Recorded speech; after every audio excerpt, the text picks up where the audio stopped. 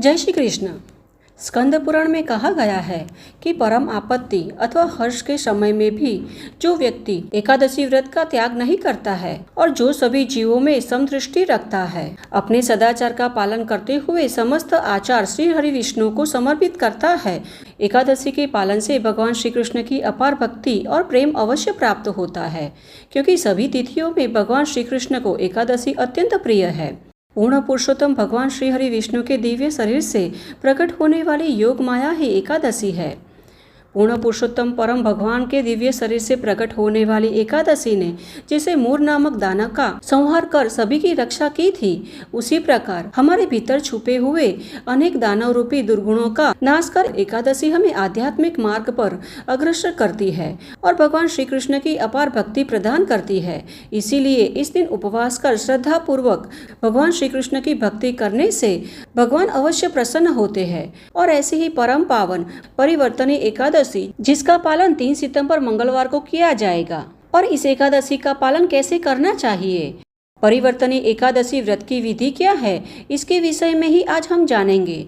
तो चलिए आज के वीडियो का आरंभ करते हैं और एकादशी की संपूर्ण व्रत विधि जानने हेतु अंत तक हमारे साथ जुड़े रहना। और जानकारी अच्छी लगे तो लाइक, शेयर और ऐसे ही वैदिक और प्रमाणभूत जानकारी प्राप्त करने हेतु इस चैनल को सब्सक्राइब भी कर लीजिएगा। गर्ग संहिता के माधुर्य खंड में उल्लेख किया गया है कि एक समय सुंदर श्री कृष्ण का दर्शन करके सभी गोपियां उन पर मोहित हो गई और श्री कृष्ण की प्रसन्नता के लिए कोई व्रत पूछने के उद्देश्य से श्रीमती राधा रानी के पास गई। तब श्रीमती राधा रानी ने कहा कि श्री कृष्ण की प्रसन्नता के लिए तुम सब एकादशी व्रत का अनुष्ठान करो, उससे साक्षात श्री कृष्ण तुम्हारे वश में हो जाएंगे, इसमें कोई संशय नहीं है। तब सभी गोपियों ने आश्चर्यपूर्वक पूछा कि हे राधिके, वर्ष में कितनी एकादशी आती है और प्रत्येक माह में आने वाली एकादशी का व्रत किस भाव से करना चाहिए। तब श्रीमती राधा रानी ने कहा कि हे गोप कुमारियों, वर्ष में कुल 24 एकादशी आती है और प्रत्येक माह के शुक्ल और कृष्ण पक्ष की एकादशी का निष्ठापूर्वक पालन करना चाहिए। हे व्रजंगनाओं, अब एकादशी व्रत के नियम सुनो। तो इस प्रकार राधा रानी जी ने एकादशी व्रत का महात्म्य समझाते हुए एकादशी व्रत की संपूर्ण विधि समझाई। और आज हम श्रीमती राधा रानी ने सभी गोपियों को जो एकादशी व्रत की विधि बताई थी, इसी विधि का श्रवण करेंगे। राधा रानी जी कहती है कि वह 10वीं को एक ही समय भोजन करे और रात्रि में जितेंद्रिय रहकर भूमि पर शयन करे, जल भी एक ही बार पिए, धुला हुआ वस्त्र पहने और तन मन से अत्यंत निर्मल रहे।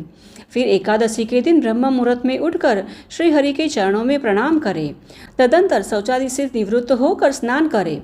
कुएं का स्नान सबसे निम्न कोटि का है, बावड़ी का स्थान मध्य कोटि का है, तालाब और पोखरे का स्थान उत्तम श्रेणी में गिना जाता है और नदी का स्नान उससे भी उत्तम है।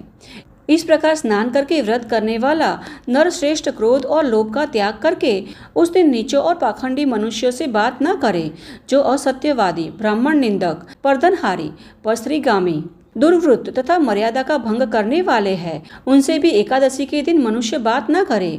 इसीलिए एकादशी के दिन हमें चाहिए कि किसी भी प्रकार के वाद विवाद में ना पड़े, क्रोध, ईर्ष्या जैसे मन के विकारों को दूर कर और पर निंदा में समय नष्ट किए बिना ही एकादशी के संपूर्ण दिवस को व्यतीत करना चाहिए।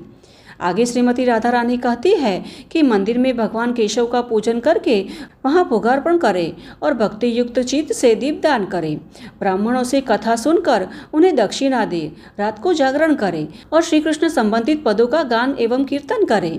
तो इस प्रकार राधा रानी जी ने सभी गोपियों को एकादशी व्रत पालन की विधि का वर्णन किया है। हमें भी एकादशी व्रत का पालन शुद्ध मन से करना चाहिए। इस दिन उपवास रखना चाहिए। कई भक्त निर्जला उपवास करते हैं तो कई फलाहार, दूध अथवा उपवास का भोजन लेकर भी एकादशी व्रत का पालन करते हैं। और हाँ, इस दिन कभी भी अन्न का सेवन नहीं करना चाहिए। ब्रह्म मुहूर्त में उठकर स्नान इत्यादि कर हमें घर पर भी प्रातःकालीन पूजा करनी चाहिए, भगवान की मंगला आरती करनी चाहिए और तुलसी देवी के समक्ष दीप प्रज्वलित कर भगवान के नामों का जप करना चाहिए, माला करनी चाहिए। इस दिन एकादशी कथा एवं भगवान श्री हरि नाम का परिवार एवं वैष्णव जनों के साथ बैठकर सत्संग कीर्तन में अपना समय व्यतीत करना चाहिए। और जिस प्रकार प्रातः भगवान श्री हरि विष्णु की पूजा आराधना की जाती है, उसी प्रकार संध्या समय में भी भगवान की पूजा आराधना करनी चाहिए। और फिर रात्रि को जागरण करना चाहिए। अगर संपूर्ण रात्रि जागरण न कर सके तो भी रात्रि के प्रथम प्रहर तक जागरण कर भगवान श्री माधव के सत्संग में समय व्यतीत करना चाहिए। और फिर अगले दिन यानी द्वादशी के दिन ब्रह्म मुहूर्त में उठकर स्नान आदि से निवृत्त होकर भगवान मधुसूदन की मंगला आरती करनी चाहिए, पूजा आराधना करनी चाहिए। और फिर भगवान को भोग अर्पित करने हेतु स्वादिष्ट एवं सात्विक भोजन बनाना चाहिए। और हो सके तो यह सब कार्य सूर्योदय से पूर्व ही कर लेने चाहिए। और फिर भगवान को फल दूध जो भी अपनी क्षमता अनुसार भोग तैयार किया गया है, उसे तुलसी पत्र रख कर भगवान को भोग अर्पित करें। किंतु हाँ, याद रखें कि एकादशी के दिन तुलसी पत्र नहीं तोड़े जाते, इसलिए एकादशी के एक दिन पहले ही तुलसी पत्र तोड़कर रख लेने चाहिए। अब भगवान को भोग अर्पित करने के पश्चात किसी ब्राह्मण या सुयोग्य व्यक्ति को भोजन करवाकर और उन्हें क्षमता अनुसार दान दक्षिणा देकर सम्मान पूर्वक विदा करें।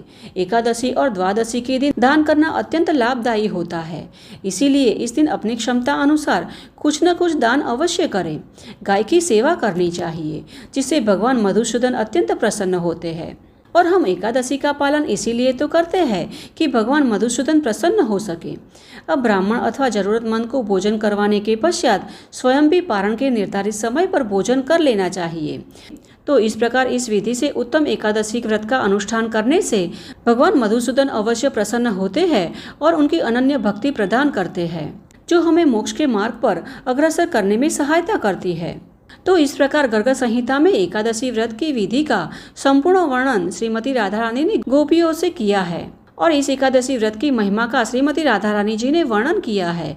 इसके श्रवण मात्र से वाजपेयी यज्ञ का फल मिलता है, जो 28,000 ब्राह्मणों को भोजन करवाता है। उसको जिस फल की प्राप्ति होती है, वही पुण्य फल एकादशी व्रत करने वाले मनुष्य को पालन करने मात्र से प्राप्त हो जाता है। तो यह है एकादशी व्रत की संपूर्ण विधि, जिसका वर्णन स्वयं राधा रानी जी ने किया है। हमें आशा है कि यह जानकारी आपको उपयुक्त होगी, तो इसे अपने मित्र और परिवार में भी शेयर करना, जिससे कि वे भी संपूर्ण विधि विधान पूर्वक एकादशी व्रत का पालन कर पुण्य फल की प्राप्ति कर सके। तो चलिए, हमारे शास्त्रों में वर्णित ऐसे ही महत्वपूर्ण और वैदिक जानकारियों तथा कथाओं के साथ फिर से मिलते हैं। तब तक के लिए जय श्री कृष्णा।